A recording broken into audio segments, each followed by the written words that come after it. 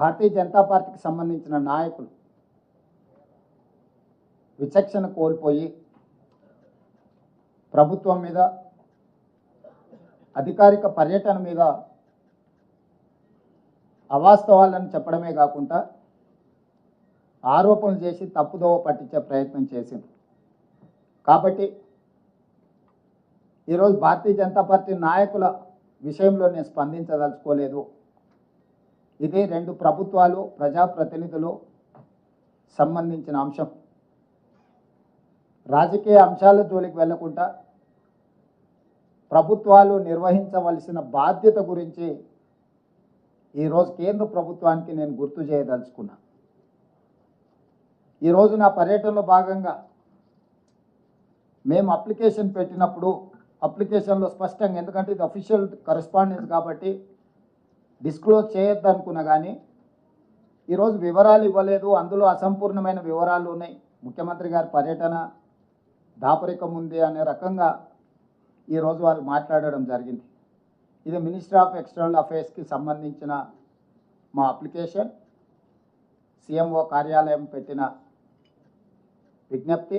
ఇందులో purpose of visit, one-on-one meetings with the key stakeholders, prestigious world-class universities, leading sports institutions, investors, and potential strategic partners in USA.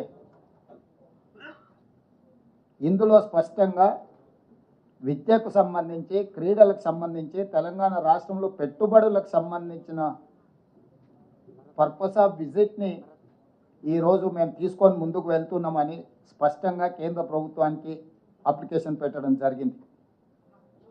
The objective is to promote Telangana as a premier educational and sports hub and facilities collaborations and investment that can bring world-class universities, education institutes in Telangana. స్పష్టంగా ఒక స్పష్టమైన లక్ష్యం పెట్టుకొని Telangana rising 2047 యొక్క ప్రణాళికను తీసుకొని ముందుకు వెళ్తున్నామని కేంద్ర ప్రభుత్వానికి గతంలో కూడా నేను విదేశీ పర్యటనలకు వెళ్ళినప్పుడు, అమెరికా కూడా పర్యటనలకు వెళ్ళినప్పుడు నేను కానీ, ఉప ముఖ్యమంత్రి గారు కానీ, ఇతర మంత్రులు విదేశాలకు వెళ్ళినప్పుడు పెట్టే ప్రొసీజర్ ఇది. క్రిస్టల్ క్లియర్గా వివరాలు అందించడం జరిగింది. వాళ్ళు ఏమన్నారు, ministry of external affairs has examined the proposal, clearance from political angle is decline. Last టైంలో సింపుల్గా రిప్లై చేశారు. Ministry of external affairs has examined the proposal, clearance from political angle is decline. ఇది వాళ్ళ రిప్లై. సో రాజకీయ పరమైన నిర్ణయాలతో మేము మీ పర్యటనను తిరస్కరిస్తున్నామని చెప్పింది. What is the political reason? I wanted to ask Narendra Modiji, you have visited many countries. మీరు ఎన్నో దేశాలకు పర్యటనలకు వెళ్ళారు. మీరు కాదు, మీకు సంబంధించిన రాష్ట్రం నుంచి గుజరాత్ ముఖ్యమంత్రి భూపేంద్ర పటేల్ ఆగస్టు 17 నుంచి 24 వరకు ఈ నెలలోనే యుఎస్, కెనడాలో 8 రోజుల విదేశీ పర్యటనలకు వెళ్ళాడు. దేనికోసమో వైబ్రెంట్ గుజరాత్ 2047 అనే పాలసీ డాక్యుమెంట్ను ప్రమోట్ చేయడానికి, రోడ్ షోలు చేయడానికి గుజరాత్ ముఖ్యమంత్రికి మీరు అనుమతి ఇచ్చారు.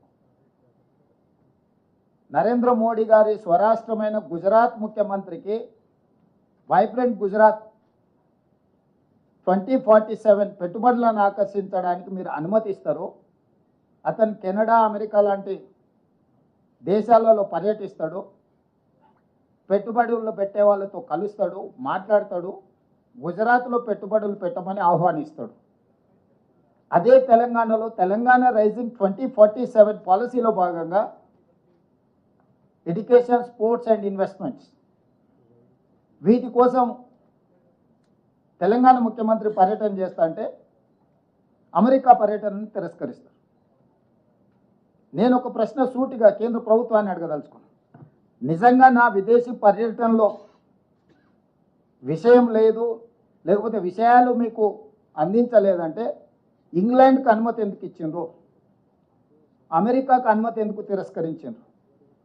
ఇంగ్లాండ్, అమెరికాకు రెండింటికి ఒకే విధానాలతోని, ఒకే అంశాలను తీసుకొని నేను విదేశీ పర్యటన చేసిన. ఇంగ్లాండ్లో నేను ఆక్స్ఫర్డ్ యూనివర్సిటీ వెళ్ళడం జరిగింది. ఆక్స్ఫర్డ్ యూనివర్సిటీ హైదరాబాద్కు టీంను పంపించి ఇక్కడ ఆక్స్ఫర్డ్ యూనివర్సిటీ స్టార్ట్ చేయడానికి పరిస్థితులను పరిశీలిస్తామని మనకు అష్యూరెన్స్ ఇచ్చారు. కేంబ్రిడ్జ్ యూనివర్సిటీకి వెళ్ళిన ఎంసీహెచ్ఆర్డి క్యాంపస్లో షార్ట్ టర్మ్ కార్యక్రమాలను నిర్వహించే విషయాన్ని వాళ్ళు పరిశీలిస్తామని మనకు అష్యూర్ చేశారు. భారత్ ఫ్యూచర్ సిటీలో ఆఫ్షోర్ క్యాంపస్ పెట్టడానికి కూడా మేము పరిశీలిస్తామని చెప్పారు. యూనివర్సిటీ ఆఫ్ లండన్ హైదరాబాద్లో లండన్ యూనివర్సిటీ ఆఫ్ క్యాంపస్ ఏర్పాటుకు అంగీకరించింది.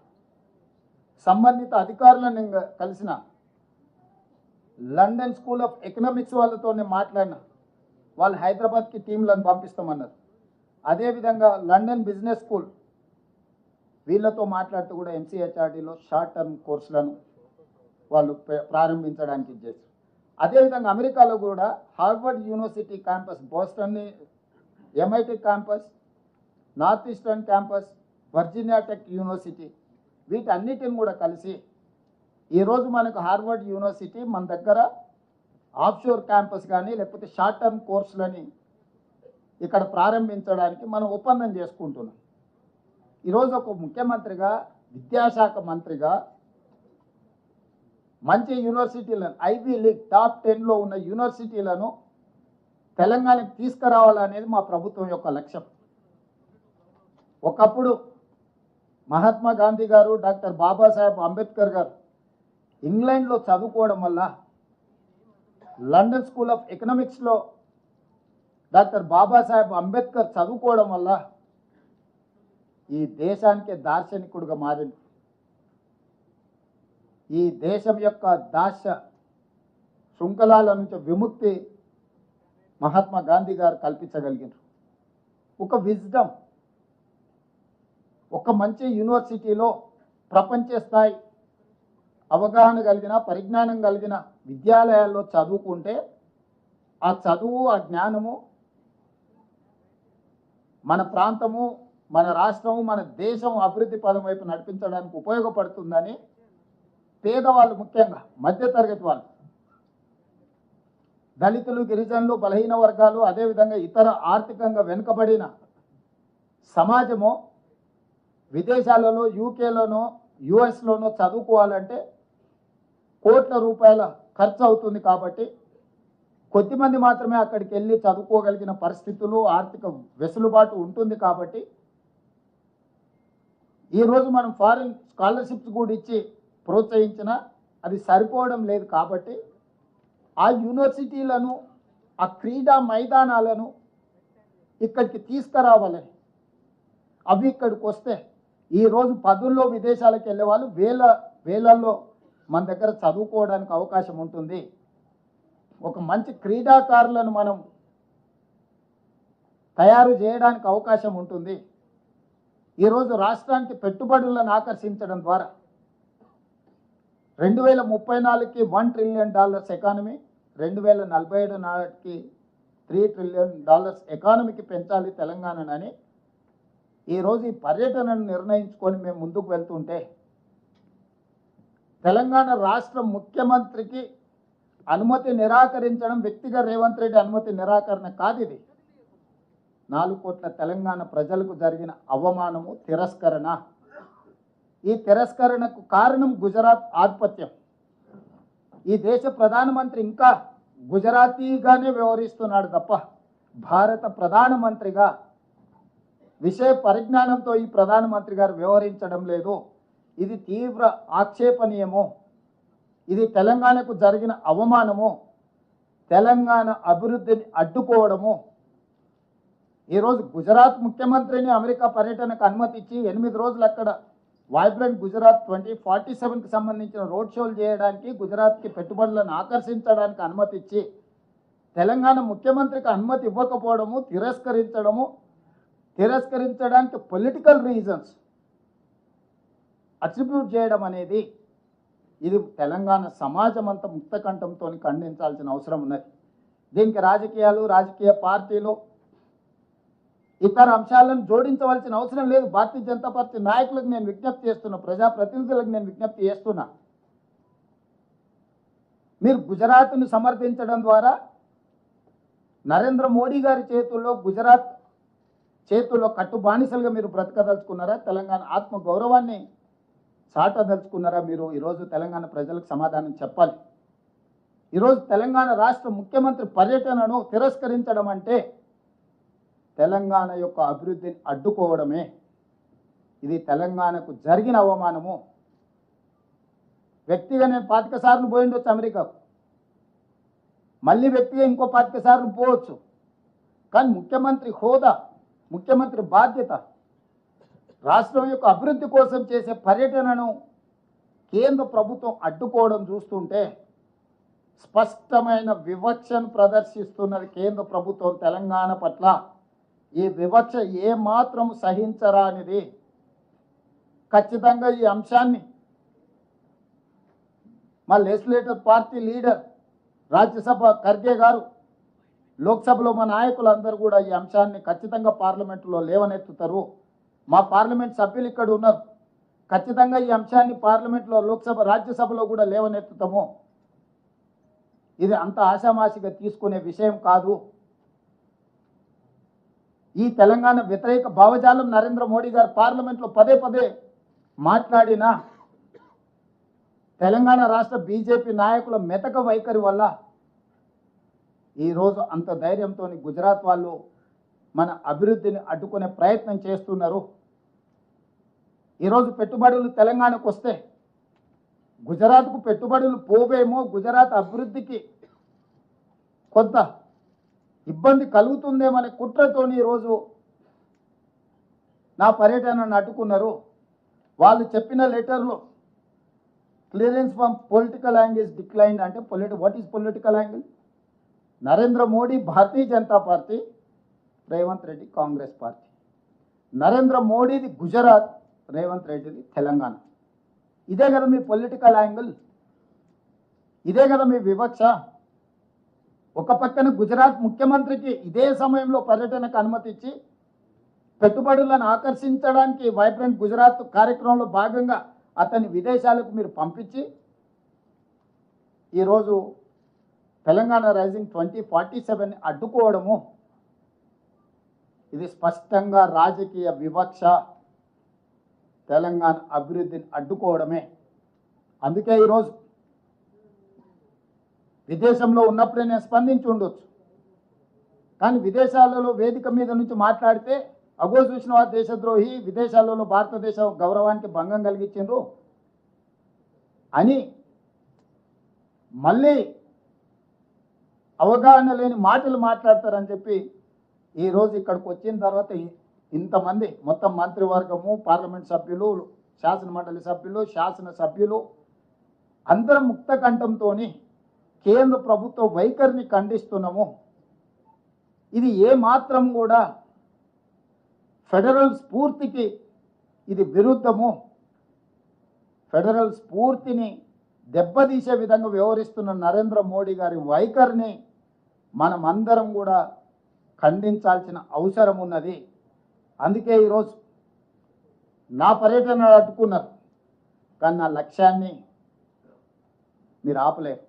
అందుకే అధికారులను అమెరికాకు పంపించిన. ఆక్స్ఫర్డ్తో మన అధికారులు ఒప్పందాలు చేసుకోబోతున్నారు ఇవాళ రేపు. ఇతర యూనివర్సిటీలను కూడా వాళ్ళు సందర్శించి మన ప్రతిపాదనల్ని వాళ్ళ ముందు పెట్టబోతున్నారు.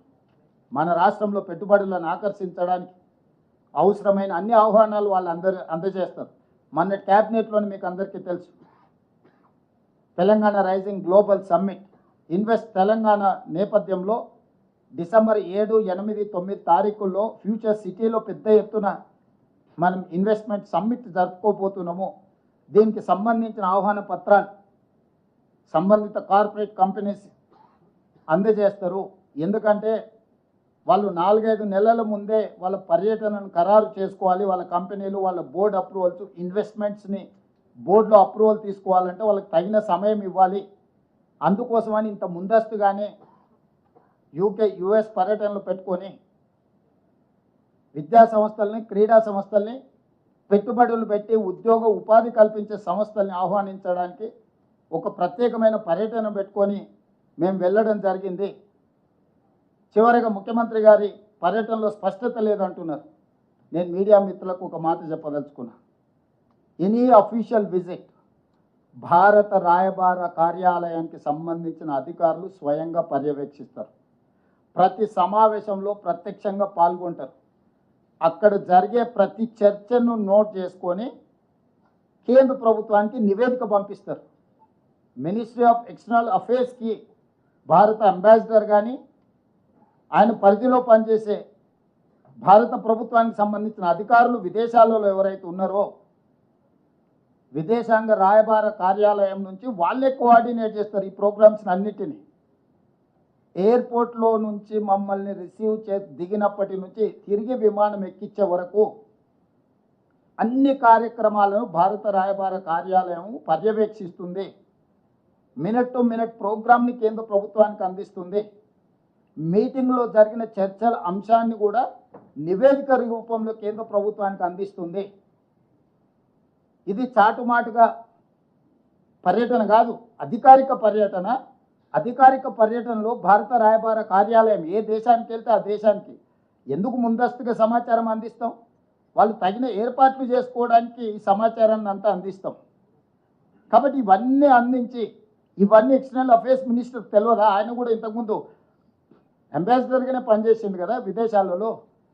జయశంకర్ గారు గతంలో మంత్రి కాకంటే ముందు విదేశాంగ కార్యదర్శిగా పనిచేసింది కదా వారికి మొత్తం వివరాలు తెలుసు కదా. ఒక తెలంగాణ రాష్ట్ర ముఖ్యమంత్రి పర్యటనను తిరస్కరిస్తున్నారు అని అంటే సమీక్షించకుండా సమాచారాన్ని సేకరించకుండా ప్రధానమంత్రిగా దృష్టిలో లేకుంటే ఇలాంటి సంఘటనలు జరుగుతాయా? తెలంగాణ అంటే చులకన, తెలంగాణ అంటే చిన్నచూపు, తెలంగాణ అంటే వివక్ష. తెలంగాణ అభివృద్ధిని ఏ విధంగా అయినా అడ్డుకోవాలని గుజరాతీ నాయకత్వం ఈరోజు కుట్ర చేస్తున్నది. దీన్ని ముక్త కంఠంతో మేమందరం తెలంగాణ రాష్ట్ర ప్రభుత్వం తరఫున మంత్రులు, ఎంపీలు, ఎమ్మెల్సీలు, ఎమ్మెల్యేలు ప్రతి ఒక్కరూ తెలంగాణ వాదులు ఖండించాల్సిన సందర్భం. మేమందరం ఖండిస్తున్నాం. మీడియా మిత్రులు కూడా ఈ విషయాన్ని ప్రజలందరికీ చేరే విధంగా ఈరోజు మీరు ఈ కార్యాచరణను తీసుకొని ముందుకు వెళ్ళాలి. ఇది ఒక రేవంత్ రెడ్డికి జరిగిన అవమానం కాదు, 4 కోట్ల తెలంగాణ ప్రజలకు, తెలంగాణ రాష్ట్ర ప్రభుత్వానికి జరిగిన అవమానంగా భావించి ఈ విషయాలన్నిటిని కూడా ప్రజలకు చేరవేయాల్సిందిగా మీడియా మిత్రులను కోరుకుంటున్నాను.